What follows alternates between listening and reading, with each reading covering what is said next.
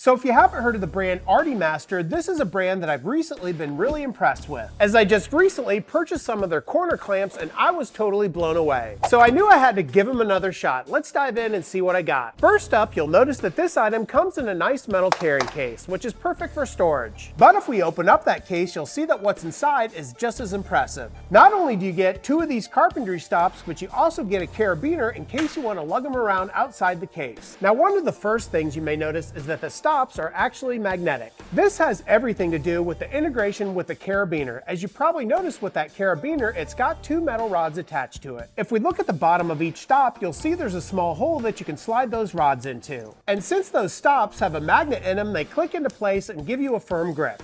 But let's take a look at the stops themselves to see how they work. If we take a look at the base, you'll see it has a small screw knob where you can open and close that clamping jaw. And the clamping jaw is made out of brass and has a rubber pad on it to give you a firm grip. By simply adding both of these stops to the bottom of your framing square and screwing them into place, you can immediately stabilize that framing square. And just like that, you've instantly created a lip on your framing square that you can rest up right against your workpiece, and the framing square is completely stabilized. And since the throat of each one of those stops is completely flat, you can be assured that you're maintaining square. But what if you want to do something like make your own stair treads? Well, you can use these stops as well. By placing these stops on adjacent edges of your framing square, you can rest it up right against the edge of your workpiece and draw out your stairs. And the third way I intend on using these stops is with a speed square. By placing one of these stops on the angled measurements of your speed square, you can be assured that you're that more accurate, giving you much more speed and repeatability. And having a high quality, unique little tool like this for under $15 is a no-brainer in my book.